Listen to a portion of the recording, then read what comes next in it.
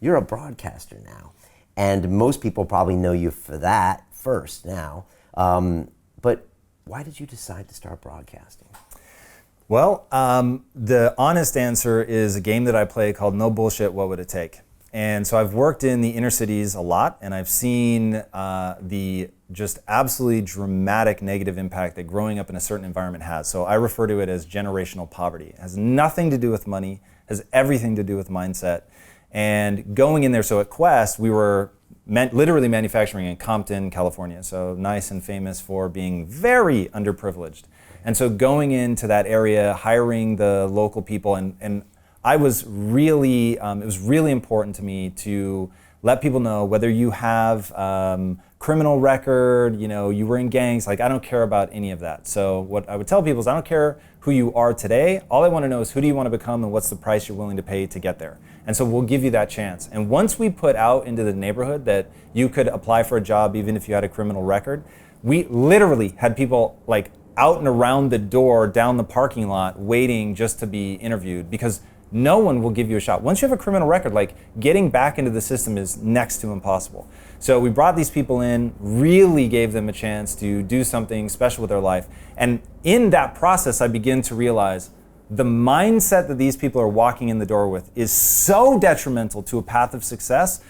And it just planted a seed in my mind that at my most like honest with who I am and what do I want to accomplish, I want to pull people out of the matrix. Now, what I mean by that is to get them out of that generational poverty, that mindset of, it's just a whole bunch of limiting beliefs. It's, well, my parents told me that nobody wants to see me succeed. My parents told me that nobody, and my entire community, quite frankly, tell me that nobody ever escapes where I grew up. While success may be possible for other people, it's just not possible for someone like me. Mm-hmm. And so you would hear that all the time. And I used to ask the magic genie question. And I would say, hey, because I'm trying to find out who these people are, right? A magic genie shows up. It's going to grant you one wish and one wish only. You can't wish for anything for anybody else. Got to be totally selfish. Got to be something for you. You can't cure cancer, bring somebody back from the dead, none of that. What do? Universally, the answer was I want a job.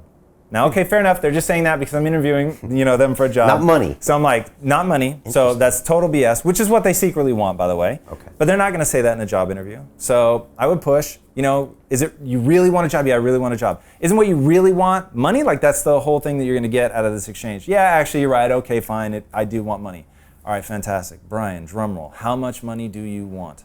There's only one answer I ever got. You have a guess? $1 million. $1 million, baby. Now, $1 million doesn't even buy you a nice house. So that to me was like, this is a magic genie.